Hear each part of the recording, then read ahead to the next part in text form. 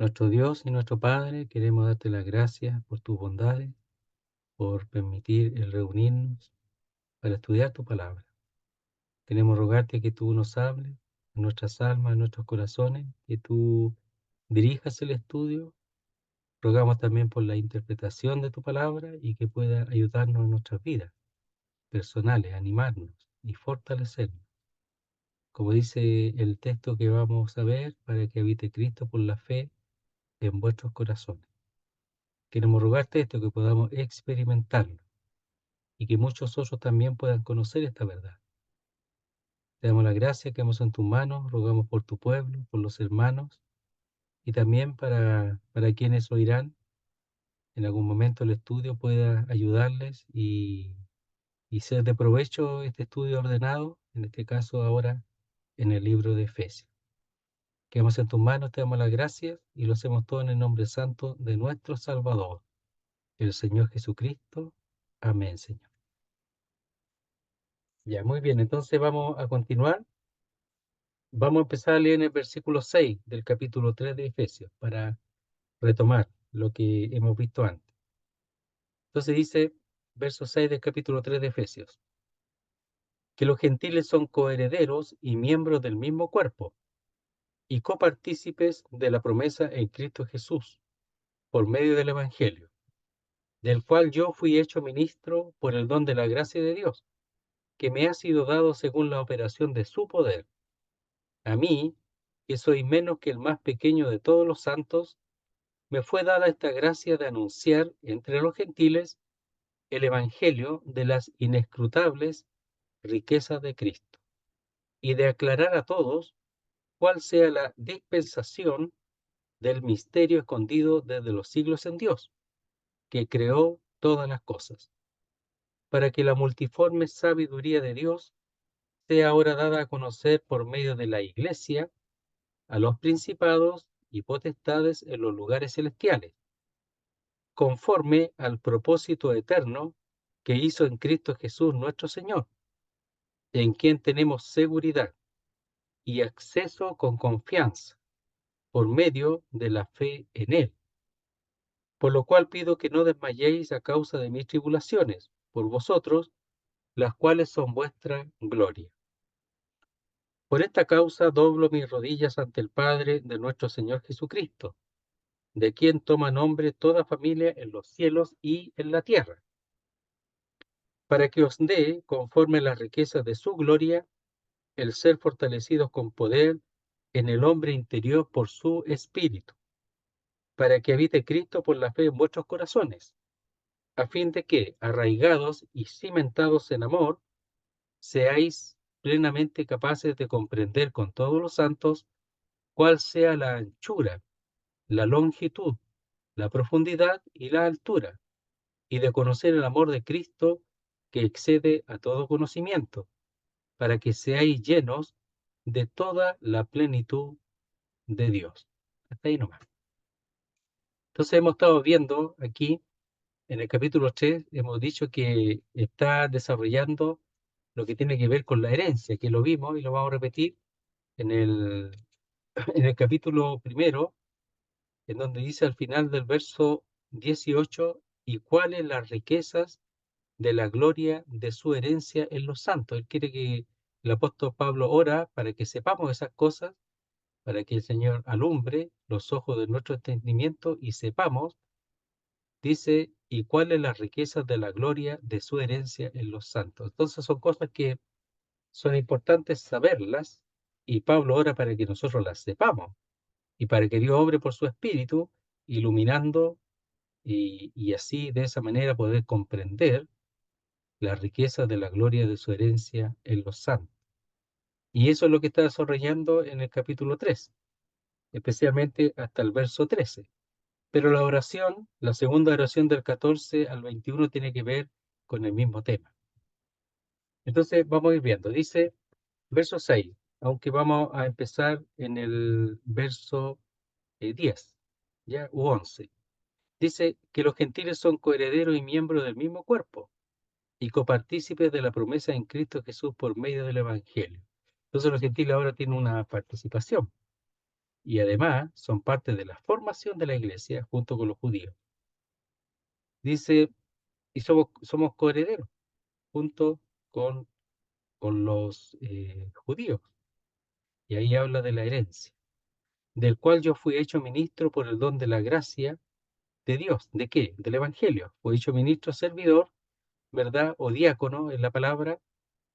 Dice, por el don de la gracia de Dios que me ha sido dado según la operación de su poder. Entonces todo esto se basa en un mensaje que es dado, pero la diferencia que tiene este mensaje es que es fortalecido, ¿verdad? O en él se manifiesta el poder de Dios. Hay mensajes de los hombres que son de hombres nomás, pero aquí no, porque este mensaje es distinto, es especial, el Evangelio. A mí, que soy menos que el más pequeño de todos los santos, me fue dada esta gracia de anunciar entre los gentiles el Evangelio de las inescrutables riquezas de Cristo. Lo que es grande es el mensaje, no el mensajero, ¿ya? Aunque Pablo era grande, ¿ya? Pero él no se ufana, ni tampoco piensa que él tenía que ser grande para manifestar el Evangelio, todo lo contrario. Dice, mientras soy débil, ¿verdad? Entonces dice, es más poderoso, allá en 2 Corintios capítulo 12. Entonces, mientras más débil es, más poderoso es porque se manifiesta el poder de Dios. Permite que el poder de Dios se manifieste. Entonces aquí no importaba que fuera pequeño o el menor, en este caso el apóstol Pablo, sino lo que importaba era que fuese medio, ¿verdad?, para la manifestación del poder de Dios y, en este caso, el mensaje del Evangelio es el que importa. A mí, que soy menos que el más pequeño de todos los santos, fue dada esta gracia de anunciar entre los gentiles el Evangelio de las inescrutables riquezas de Cristo. Entonces, el anuncio de un mensaje. Y ese mensaje aquí lo expresa el Evangelio de las inescrutables riquezas de Cristo, porque el Evangelio habla de Cristo y de esas riquezas que son, como dice ahí, que no se pueden seguir, no se puede seguir el camino, trazar el camino, son incomprensibles. Dice, y de aclarar a todos, aunque es incomprensible, es un mensaje que es dado para creerlo, porque el mensaje tiene su sencillez en el sentido de alcanzar a la persona, pero al profundizarlo uno se da cuenta que hay riquezas y hay cosas que son difíciles de comprender, porque el Evangelio no es solo un mensaje, sino que toda la enseñanza con respecto al Señor. Dice, y de aclarar a todos cuál sea la dispensación. O sea, él tiene una tarea tremenda, no solo de anunciar el mensaje, sino que de aclarar las cosas. Bueno, ¿de qué se trata? ¿Por qué no se predicó antes? Esto nunca se ha predicado antes. Esto es un mensaje nuevo, como decían los griegos. A ver, veamos qué cosa novedosa trae este palabrero. Y este es un mensaje nuevo. Pero un mensaje nuevo porque tiene que ver, como lo expresa, con la dispensación, con la economía.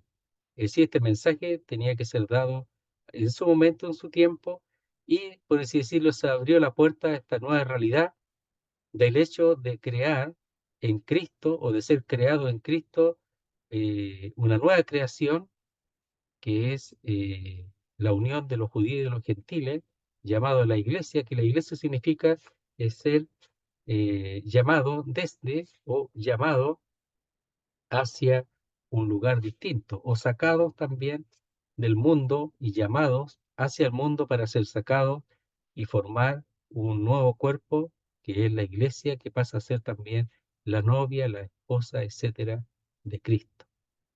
Entonces, y de aclarar a todos cuál sea la dispensación del misterio. Entonces, aquí lo que está haciendo Efesios es aclarando las cosas, está explicando qué es la iglesia, por qué, cuál es la razón de la iglesia.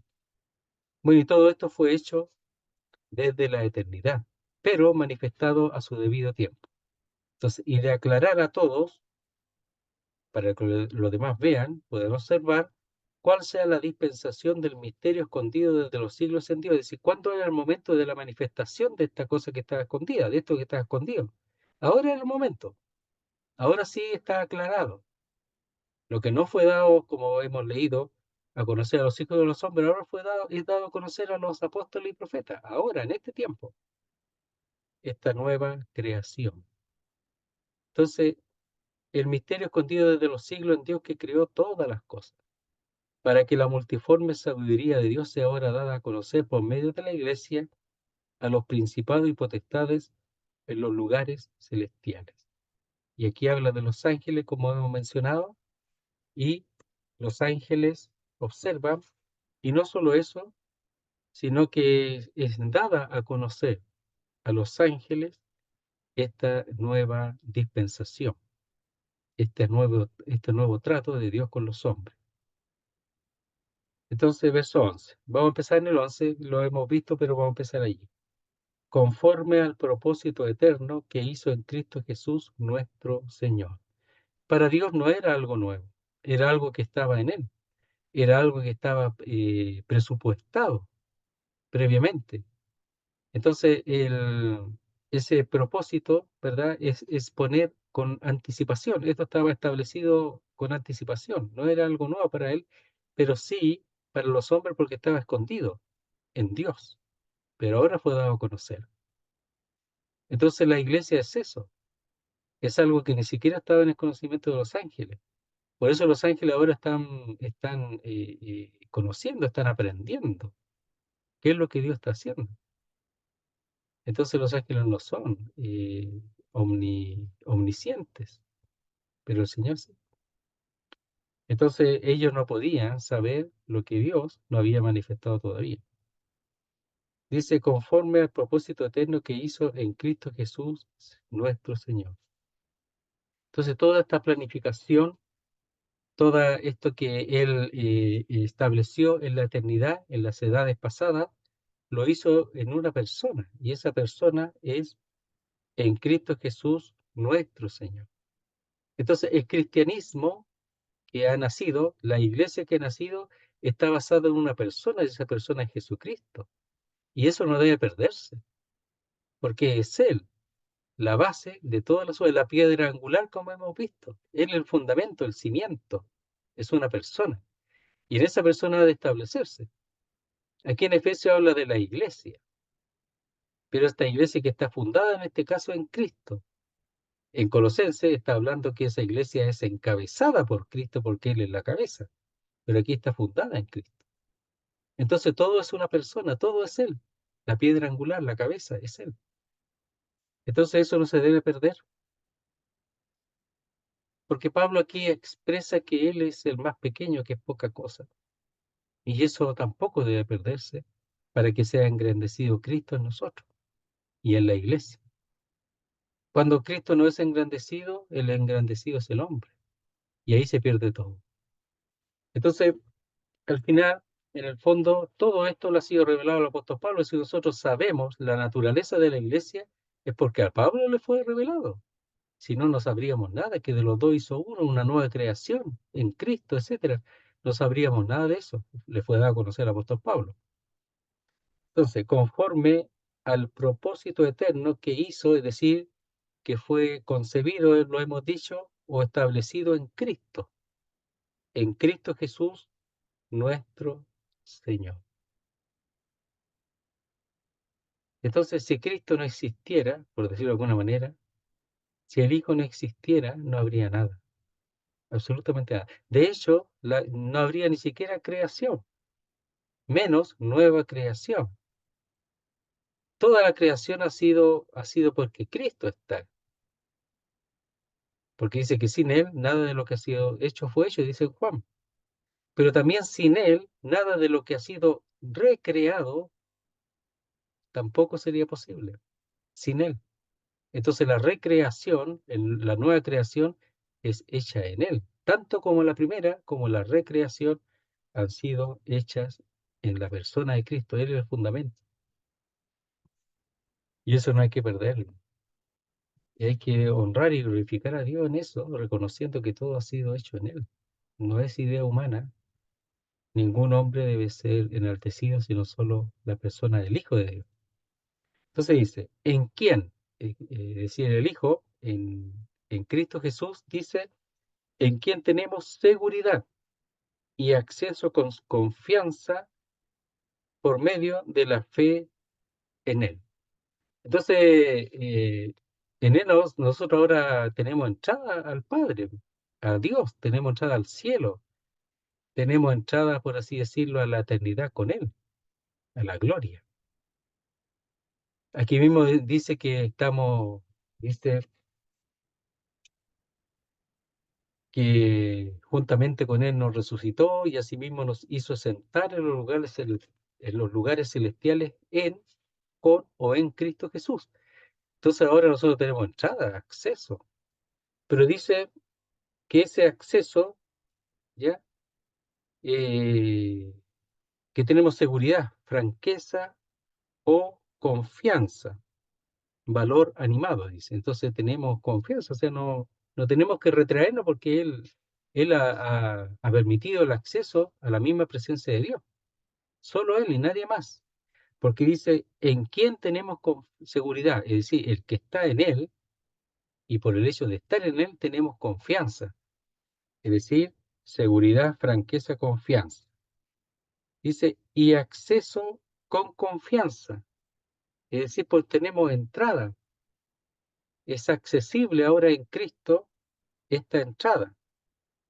Y esa palabra con confianza significa persuadir, denota persuasión, también certeza y confianza.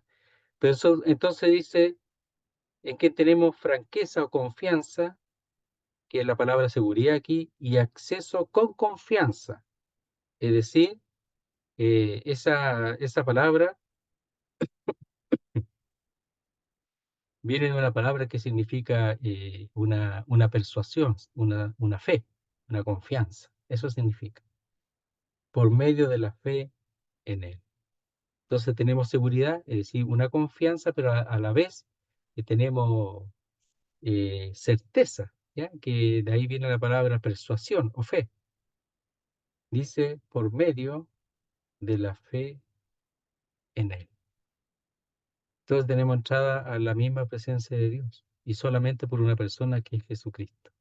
Entonces, este misterio que Él está expresando y dando a conocer es el misterio de Cristo, que es la iglesia, que somos todas las personas que han creído, que han nacido por medio de la fe de Cristo mismo, es decir, por su obra, por su persona y su obra efectuada en la cruz del Calvario y finalizada, por así decirlo, ya al ser Él glorificado, pero la base es la cruz de Cristo. Entonces tenemos acceso con confianza. Veamos unos textos que pueden ayudar un poquito también en Hebreos capítulo 4.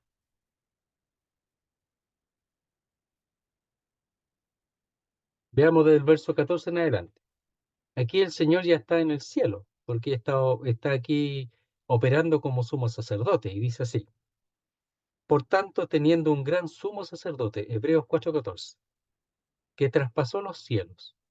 ¿Cuándo? Bueno, después de haber resucitado. Y los traspasó así, los traspasó de una, rápidamente, velozmente. Jesús, el Hijo de Dios, retengamos nuestra profesión o confesión, porque Él ya está allá. Y eso fortalece la confesión o la profesión en cuanto a la fe. La fortalece porque Él está allá, está sentado, está a la diestra de la majestad de las alturas. Aparece en el capítulo 1 de este mismo libro. Porque no tenemos un sumo sacerdote que no pueda compadecerse de nuestras debilidades. Entonces acá nosotros estamos en debilidad todavía. Aunque Él es poderoso, nosotros igual estamos en debilidades. Sino uno que fue tentado en todo según nuestra semejanza, pero sin pecado. Entonces aquí hay uno que comprende, que uno al entrar tenemos uno que comprende. A veces nadie nos comprende, nadie nos entiende y pensamos que nadie sabe lo que me pasa, pero Él sí, porque Él pasó por todo y de una manera muy superior y mucho más fuerte que nosotros. Entonces por eso puede ser un sumo sacerdote que comprende, porque dice, sino uno que fue tentado en todo según nuestra semejanza, pero sin pecado. Porque entonces Él puede compadecerse y puede operar de acuerdo a esa necesidad. Verso 16. Acerquémonos pues confiadamente. ¿Ya? Esa es la palabra que aparece acá, donde dice en quién tenemos seguridad. es decir, franqueza, confianza. Esa es la misma palabra acá. Entonces dice, acerquémonos pues confiadamente, con franqueza, al trono de la gracia, porque ahora hay acceso para alcanzar misericordia o tomar misericordia y hallar gracia o la gracia necesaria. ¿Por qué la gracia? Porque Él da de acuerdo a la necesidad del momento, para el oportuno socorro. A veces se demora tanto, ¿no es cierto? El Señor se demora tanto, parece, pero no, pues, siempre es oportuno. Aparentemente se ha demorado y no quiere responder, pero siempre el socorro es oportuno. Uno aprovecha de decir esto en el texto porque lo dice ahí, pero en el fondo lo que estamos viendo aquí, en el 4 que tenemos acceso al trono de la gracia. Y lo que recibimos es la gracia necesaria para esa circunstancia. Pero el tema aquí es que el apóstol Pablo luego va a orar del verso 14 en adelante. Y el orar y el tener una confianza de tener un acceso al mismo cielo, eso en el verso 13 habla de que no es necesario mantenerse en una actitud de desmayo o de desconfianza. Lo hacía en el 13. Pero aquí en el 12 habla que nosotros tenemos una entrada absoluta, puerta abierta, acceso totalmente libre a la presencia de Dios por medio del Señor Jesucristo. Entonces dice, ¿en quién? Es decir, en Cristo tenemos seguridad y acceso con confianza por medio de la fe en Él. Entonces dice en el 13, por lo cual pido que no desmayéis. Es decir, por eso, por esa razón, por la del versículo 12, porque tenemos acceso, ¿verdad? Y seguridad con confianza. Por eso, por esa razón, pido que no desmayéis a causa de mis tribulaciones por vosotros, las cuales son vuestra gloria. Entonces, él conoce a este Dios, él conoce este acceso al trono de la gracia, y estando él en la cárcel, animado, a pesar de estar en la cárcel, y a pesar de que podría él ser sacrificado en este encarcelamiento, lo cual no fue así, sino que fue sacrificado en un encarcelamiento posterior, en el segundo encarcelamiento, eh, él ahora pide que no desmaye. ¿Ya? Entonces, cuando dice que pide, es que él está usando ese acceso a Dios.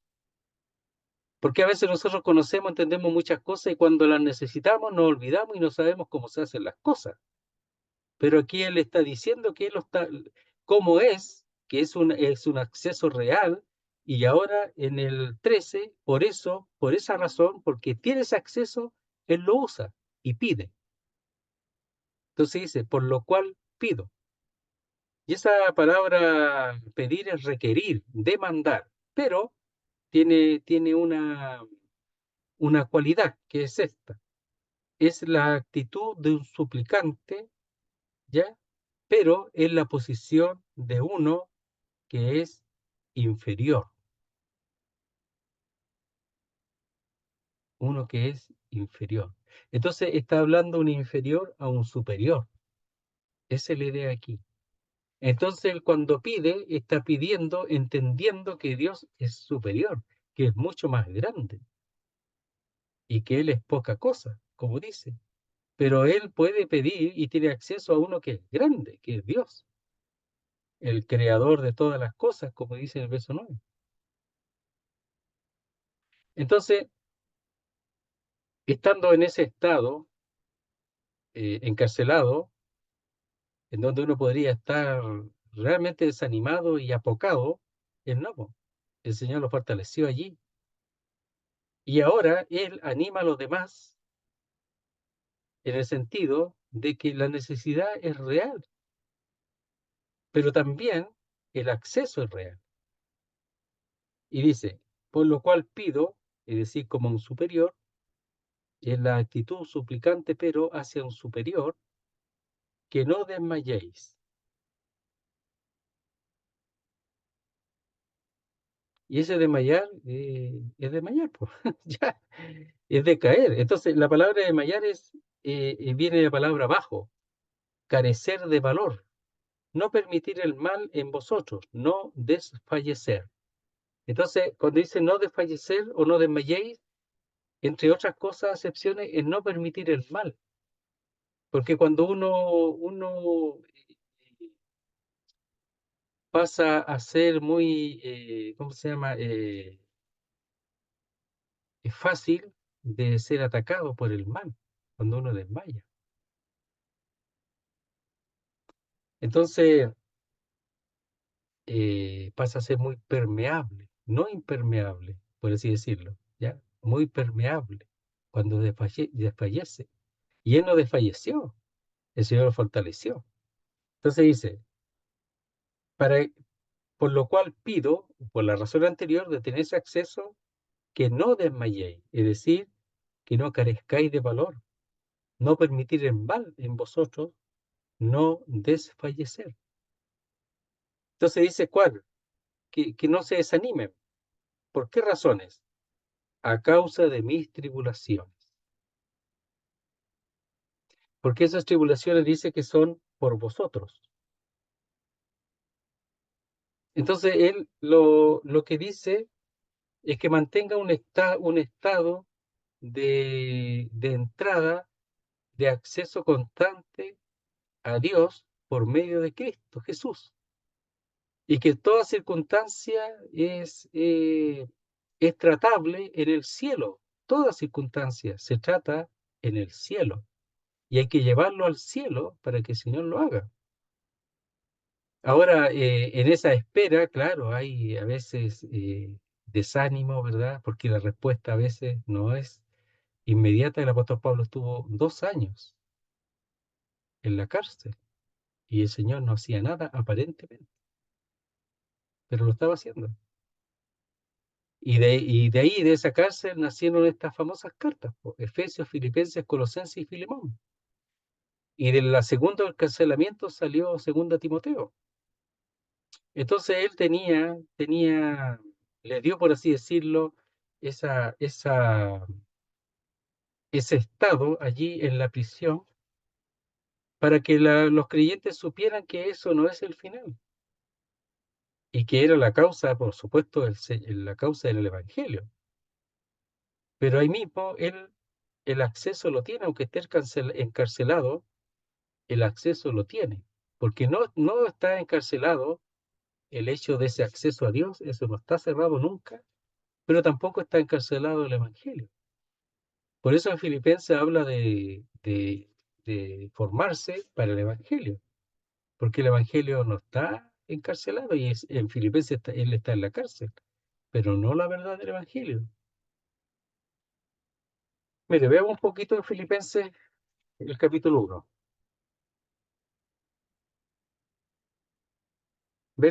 capítulo 1, verso 19.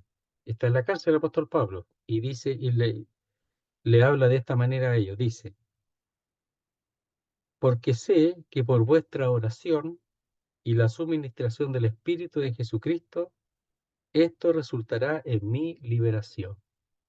Entonces muchos no están de acuerdo en qué liberación. Liberación real, literal, de salir de la cárcel, o liberación en cuanto a la conciencia, de saber que era un preso de Jesucristo y que él no era culpable. Bueno, tal vez de las dos cosas, y de hecho fue de las dos cosas, porque fue liberado, aunque después fue nuevamente apresado, como decíamos, y muerto. Dice, conforme a mi anhelo y esperanza de que en nada seré avergonzado. Eso, ¿ves? Antes bien, con toda confianza, como siempre, ahí está nuevamente la palabra confianza, ahora también será magnificado Cristo en mi cuerpo, o por vida o por muerte. Entonces, cuando dice que resultará en la liberación, no necesariamente es de la cárcel, pero sí que no será avergonzado, o por vida o por muerte. Entonces aquí él está sabiendo que ellos están usando el acceso que tienen delante de Dios. Entonces dice, verso 13, por lo cual pido, es decir, por esa razón, que no desmayéis a causa de mis tribulaciones por vosotros, o a favor de vosotros. Porque esas tribulaciones, la cárcel en este caso, era a favor de ellos. No era un asunto de culpabilidad de ningún hombre, sino era planificación divina, en este caso, o permisión divina, pero era a favor de ellos. Estos mensajes no sabemos, seguramente el Señor se los habló se los reveló en ese momento. Pero el misterio él lo tenía de antes, pero este era el momento de darlo a conocer. No lo debía conocer antes. Ahora con mucha madurez y en un estado en que solamente podía depender de Dios y de ninguna cosa personal. A veces eso es necesario, que el hombre muera. Por eso es importante entender la necesidad de que el viejo hombre, de ser desvestido del viejo hombre y ser vestido del nuevo, para que se manifieste el nuevo y no el viejo hombre. El otro tiene que morir. Y aquí el apóstol Pablo está en ese proceso, de tal manera que la cárcel seguramente también le hizo considerar la importancia y la necesidad de depender plenamente de Dios. Aunque él era un hombre de fe, de confianza, pero igual la cárcel le hizo madurar mucho. Y en este estado el Señor permitió que se diera a conocer este misterio, no antes, aunque seguramente, como lo decíamos, le fue revelado al principio. Entonces, por lo cual pido que no desmayéis, es decir, que no perdáis el valor y no desfallecer, no desanimarse o no cansarse a causa de mis tribulaciones por vosotros, las cuales son vuestra gloria. Y la gloria es algo honorable, es algo que da honor y honra. Entonces, esto era porque él allí estaba honrando el Evangelio en la cárcel. Entonces no debían ellos desmayar, todo lo contrario. De hecho, la cárcel aparece en Filipenses capítulo 1, que animó a los creyentes de Roma para predicar el Evangelio. Las motivaciones eran distintas, no todos tenían la misma motivación, algunos lo hacían en contra de Pablo, ¿ya? Pero se predicaba el Evangelio igual. No todos estaban de acuerdo con Pablo, pero predicaron el Evangelio y fueron animados, estaban desanimados. Y esa cárcel hizo eso. Entonces, dice, las cuales son vuestra gloria. Toda tribulación en la cárcel y las previas, pero aquí está hablando de la tribulación de la cárcel, eran para el bien, para la honra de la iglesia de Dios. Entonces él siempre honró el Evangelio, nosotros no siempre honramos el Evangelio con nuestra vida, con nuestra actitud. Él siempre procuró honrar el Evangelio. Verso 14. Entonces dice, por esta causa doblo mis rodillas ante el Padre de nuestro Señor Jesucristo. Entonces él, que es un hombre sencillo, es un hombre que no se cree nada, que no se engrandece, él aquí dobla las rodillas, ¿verdad? Por la causa de lo anterior, es decir, por el propósito eterno, por el hecho de ser una muestra del poder de Dios, en lo cual los ángeles observan, pero también por el hecho de que tenemos acceso al trono de la gracia porque estamos en debilidad, tenemos necesidad del poder de Dios y tenemos acceso al trono de la gracia que da la gracia suficiente para cada situación y el apóstol Pablo la está recibiendo estando en la cárcel. Entonces dice, por esta causa, doblo mis rodillas y eso muestra la humildad, pero también muestra una actitud de adoración a Dios, un reconocimiento a un Dios todopoderoso. Ahora, ¿cómo le permitirían ahí seguramente? En la cárcel, que estaba en una casa, ¿verdad? Que era alquilada, pero estaba con los soldados al lado y seguramente encadenados a los soldados. Tenía cierta libertad de recibir visitas, etcétera, y también tenía libertad para orar y adorar, y los soldados verían eso, y muchos de los soldados creyeron. Y por eso en Filipenses habla de la casa de César, que mandan saludos los creyentes que salieron de ese encarcelamiento. Entonces, él muestra siempre una actitud de humildad y de adoración, de reconocimiento a Dios, al Padre. Entonces dice, por esta causa doblo mis rodillas ante el Padre. Y nuevamente está este término, pros, que es ante el Padre, que es cerca del Padre. Y vamos nuevamente a Juan 1, capítulo 1, donde dice que en el principio era el verbo y el verbo era Dios y el verbo era con Dios, es decir, cerca de Dios. Y aquí habla del mismo término. O sea, él se arrodillaba en humildad, reconocimiento, adoración a Dios, delante del Padre, cerca del Padre. Entonces nosotros tenemos eso, porque nosotros estamos, dice que ya estamos sentados, el Señor nos ve sentados a la diestra del Padre, en Cristo. Entonces nosotros, Dios el Padre, nos ve allá y Él quiere que nosotros actuemos como ciudadanos celestiales, que somos del cielo y que tenemos una entrada única delante del Padre. Aquí Pablo se ve cerca del Padre, como frente a Él. Por eso dice, ante el Padre, delante, cerca de Él. Cuando oramos, cuando el apóstol Pablo ora, está así, Él lo ve, sabe que está allí. Me imagino que él al arrodillarse, al adorar, cerraría los ojos como una actitud de poder verse delante del Padre, porque no lo va a ver así con los ojos actuales, pero sí con el corazón, sabiendo que su oración no es al aire, sino delante del Padre. No hay mucha distancia. De aquí al cielo la distancia parece mucho, pero la oración y en la vida del creyente, pero especialmente en la oración o adoración, podemos decir que las distancias se acortan tanto que el apóstol Pablo se ve cerca del Padre, ante el Padre.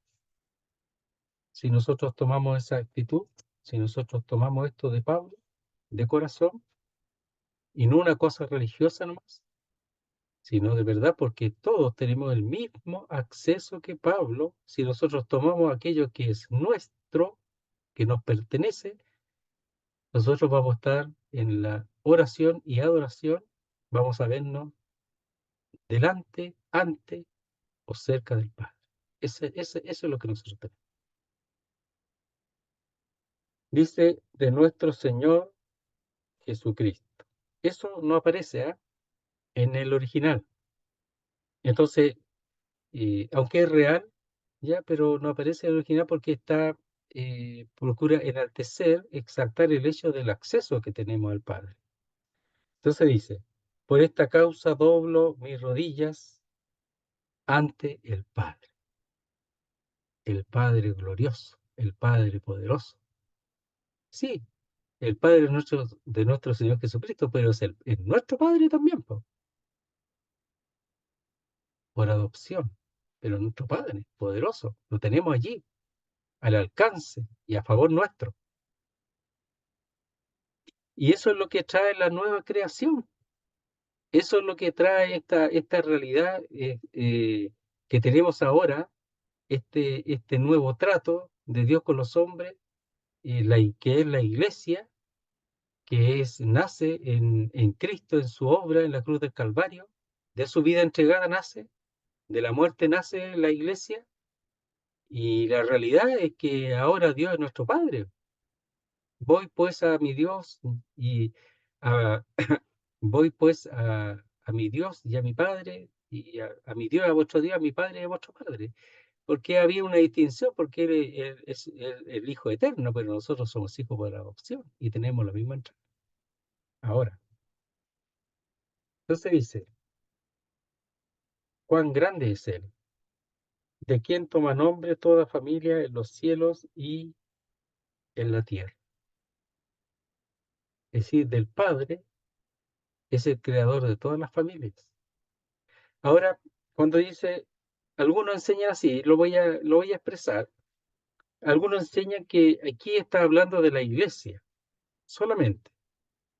Dice, de quien toma nombre toda familia en los cielos y en la tierra, No estoy tan de acuerdo con eso, pero lo expreso porque seguramente alguno lo ha leído, em, que es la iglesia, es decir, los creyentes que están en el cielo y los creyentes que están en la tierra, y que tomaríamos nombre de, como hijos suyos, y que aquí se referiría en cuanto a la familia que es la iglesia. A mí no me parece que tan acertado, ¿ah? Me parece que está hablando de la grandeza de Dios en general, que Él es el creador de todas las familias, de todas las tribus, de todas las naciones, por así decirlo, de todos los grupos que hay y que ha habido en los tiempos, pero también puede ser de los ángeles y también incluso de toda la creación, visto como, como familias creadas por Dios.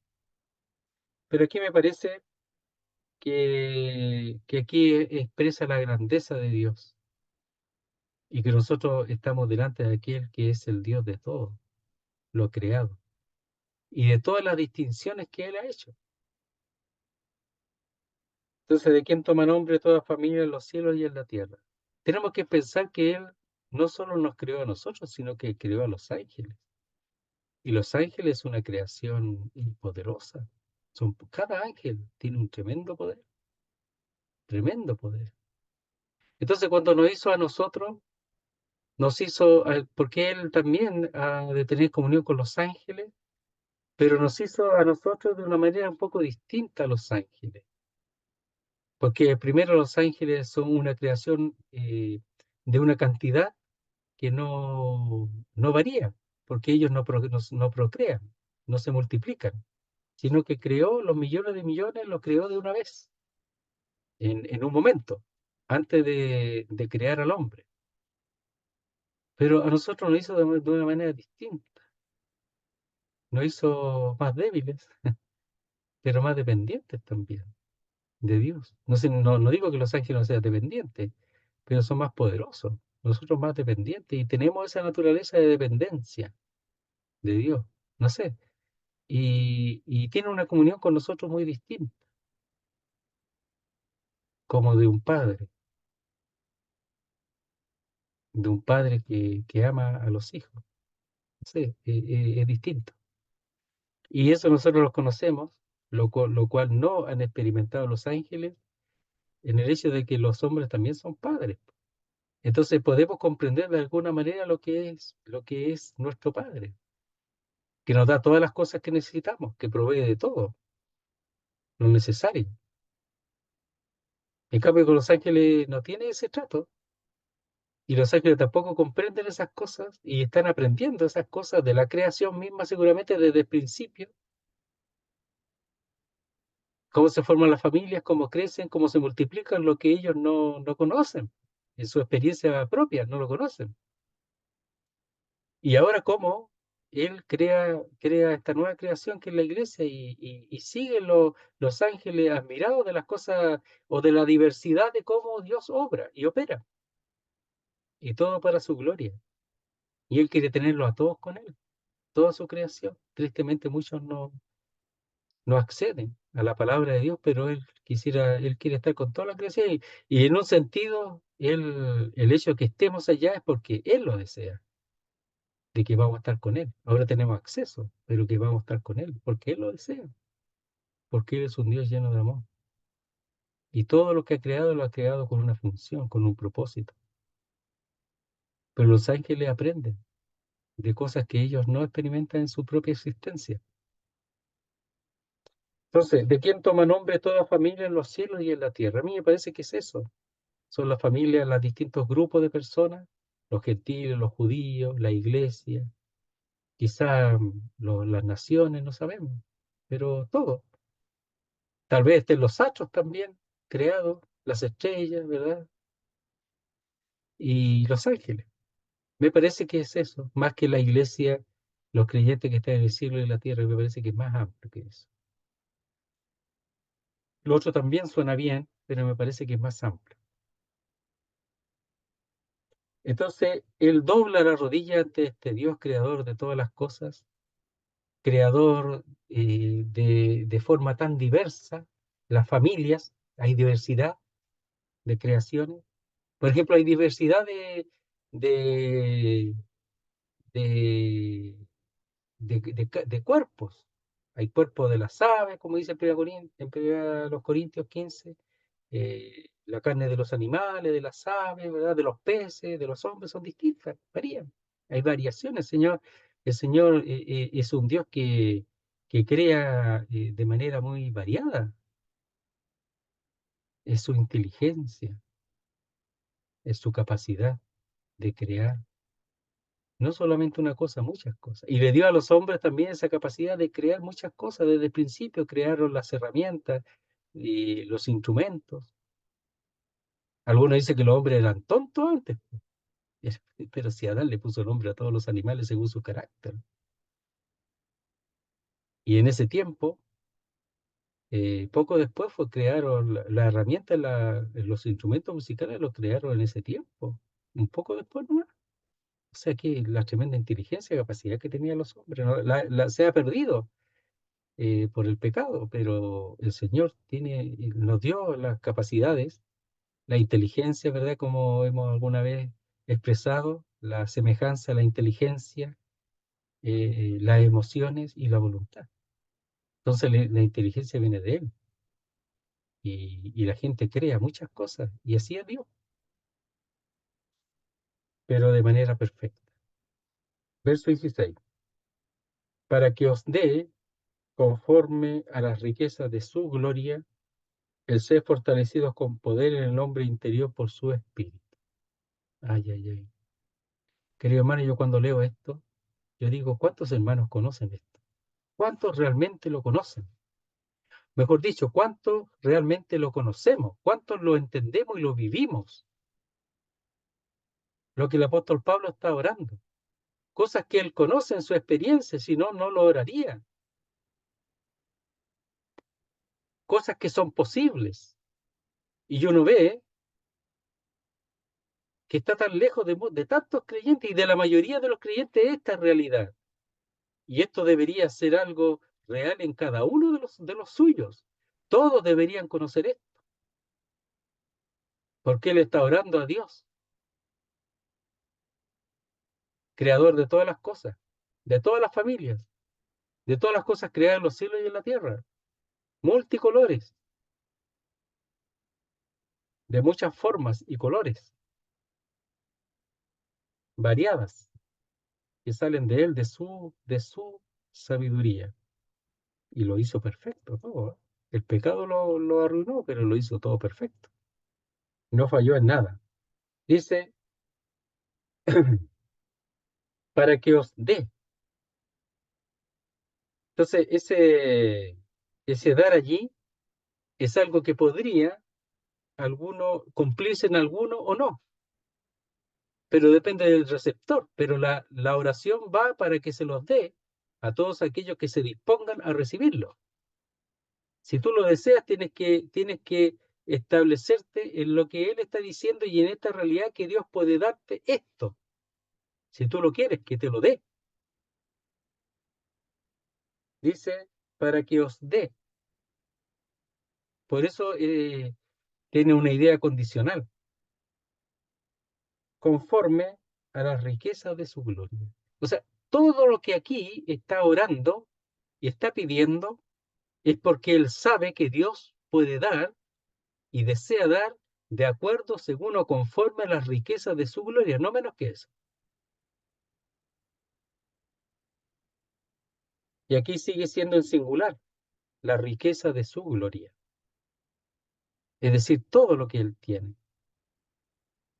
toda su honra, todo su poder, toda su capacidad, todo lo que a Él le pertenece, la riqueza de su gloria. Y conforme a eso, el apóstol Pablo ora, y no menos que eso, un poquito no, que os dé conforme y según a esa riqueza de su gloria, no menos que eso. Dice, el ser fortalecido con poder en el hombre interior por su espíritu. ¿Puede hacerlo? Claro que puede hacerlo. Por eso Pablo está orando y pidiendo algo posible. Si no, no lo estaría aquí expresando en su palabra. Es algo posible. Y si tú no lo tienes, porque tú no lo has entendido. Y la mayoría no lo tiene. ¿Qué cosa? El ser fortalecidos con poder. La palabra fortalecido es vigorizado. Se usa del poder divino y celestial y sus consecuencias. Es la capacitación divina. Lo digo de nuevo. Se usa del poder divino y celestial y sus consecuencias. Es decir, lo que está diciendo Pablo, el que el poder divino celestial se manifieste en los creyentes. Y eso tiene consecuencias, que el mismo creyente es fortalecido, vigorizado por medio de ese poder que desciende desde el cielo.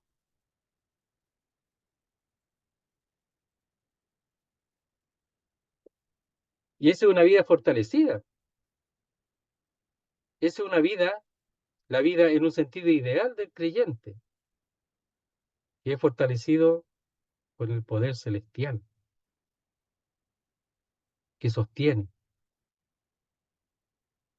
Dice, con poder.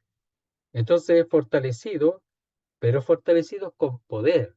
Es decir, ese poder nuevamente dinámico, ese poder que es puesto por su espíritu como un motor, que va dando poder y que obra vida y poder del cielo. Entonces el Espíritu de Dios vino a hacer eso, a fortalecer, a, a, a procurar que no haya debilidad, sino que siempre se vaya efectuando poder en la vida del creyente como un dínamo. Por eso la palabra dínamo aquí. Entonces, ese es el Espíritu de Dios. Dice, en el hombre interior por su espíritu. Entonces el espíritu es poder que opera en la persona, en el hombre interior. Y eso es lo que el apóstol Pablo está orando para que Dios les dé. Y la condición la pongo yo. Conforme a la riqueza de su gloria. Nada menos que eso. O a la riqueza de su gloria, el ser fortalecido, vigorizado con ese poder que viene del cielo celestial, que desciende hacia el creyente por su espíritu, dice, con poder, como un motor. Está siempre, siempre eh, produciendo más y más fuerza y más poder en uno que es tan débil, pero el poder es de Dios. Po. Dice, en el hombre interior por su espíritu. Y ese en el hombre interior es en el nuevo hombre, en la nueva creación. Porque la palabra cuando dice el hombre interior es el hombre de dentro, de adentro. Es decir, el hombre dentro del hombre, el nuevo hombre. Que ese sea fortalecido con poder por su espíritu. Mire, veamos, vamos a terminar ya. Segunda a los Corintios capítulo 4. Segunda a los Corintios 4:16. Dice así. Aquí distingue entre el hombre exterior y el interior. Dice, por tanto no desmayamos. Antes, aunque este nuestro hombre exterior se va desgastando, es el exterior, el interior, es decir, el hombre dentro del hombre, el nuevo hombre, la nueva creación, no obstante se renueva de día en día. ¿Y cómo se renueva de día en día? Por su palabra, por la palabra de Dios. Se renueva de día en día cuando uno va descubriendo por el Espíritu de Dios a través de su palabra esas nuevas cosas dan poder para vivir. El entendimiento de la palabra de Dios por su Espíritu da poder para vivir una vida poderosa. Y a eso somos llamados. Y no pensemos en las debilidades y en las derrotas, pero pensemos ahora en esa realidad, que hay un suministro de poder desde el cielo de Dios que se manifiesta por el poder, por el Espíritu de Dios que tenemos adentro, que se muestra y se enseña como un motor que produce más y más y más poder a través de su palabra. Eso es lo que hace. Entonces el Espíritu de Dios es poderoso por su palabra. Y eso es lo que ora, que Dios les dé. Pero depende de que yo esté establecido en, en esto que el apóstol Pablo está expresando, que es aclarar a todos, dice cuál sea la dispensación del misterio, etcétera. Esas verdades son poder. Cada verdad que hemos visto es poder y debiera cambiar nuestra vida. No debería ser igual que antes. Y el apóstol Pablo ora aquí. Lo vemos verso 14 y terminamos. Dice, por esta causa doblo mis rodillas en humildad, en devoción, adoración a Dios, cerca o ante el Padre. Hasta ahí nomás. No dice de nuestro Señor Jesucristo. Aquí al menos no. De quien toma nombre o es nombrada toda familia en los cielos y en la tierra. Y eso expresa señorío, autoridad, para que os dé. O sea, puede darlo, pero la condición está en el receptor, no en el dador. El dador no tiene problema, que es Dios, que es el Señor de todo, y habla de la riqueza de su gloria. El problema es el receptor y en ese caso este verbo es condicional. La condición es que el creyente se disponga a abrir su corazón y recibir ese poder por medio de su palabra. Dice, para que os dé conforme a la riqueza de su gloria, a la riqueza de su gloria, el ser fortalecidos con poder, fortalecidos, vigorizados desde el cielo, ¿verdad? Descendiendo este poder del cielo, con poder, como un dínamo, en el hombre interior, en el nuevo hombre, por su espíritu, no menos que es. Y eso lo hace, lo vamos a leer ahora, pero después lo vamos a explicar, para que habite Cristo por la fe en vuestros corazones, a fin de que arraigados y cimentados en amor seáis plenamente capaces de comprender. ¿A quién? A Dios. Con todos los santos, cual sea la anchura, la longitud, la profundidad, la altura, a Dios, para comprender a Dios. Porque cuando uno es fortalecido con poder por el Espíritu de Dios, entonces el Señor puede habitar libremente en nuestros corazones. Después, obviamente, vamos a seguir con los detalles y vamos a unirlo con lo que ya hemos leído, ya hemos visto. Muy bien, vamos a orar al Señor. Padre, que te damos las gracias. Queremos rogarte que este estudio, que tu palabra no pase de largo en nuestras vidas. Tantas veces dejamos pasar las cosas y no nos asentamos en tu palabra. Que podamos ir más lento, que podamos ir con más detalle, que podamos sacar realmente provecho para nuestras vidas, que se note en nuestras vidas que tu palabra está haciendo algo, que tu palabra está haciendo la obra, que no sea solamente un estudio más, que no sea solamente un repaso más. Nunca debiera ser así en ningún ministerio, en ningún estudio real que tú provees, estudios poderosos, debieran siempre quedar, ser establecidos y, y habitar en nuestras mentes y en nuestros corazones, para que nuestra vida sea una vida poderosa por medio de aquel poder que desciende del cielo y por el Espíritu que habita en nuestros corazones. Queremos darte la gracia, rogarte por tu pueblo, rogarte por aquellos que aún no te conocen, para que conozcan al gran Dios y también al Salvador Jesucristo. Queremos que en tus manos te damos la gracia una vez más y lo hacemos todo en el nombre santo de nuestro Salvador, el Señor Jesucristo. Amén, Señor. Muy bien, muchas gracias.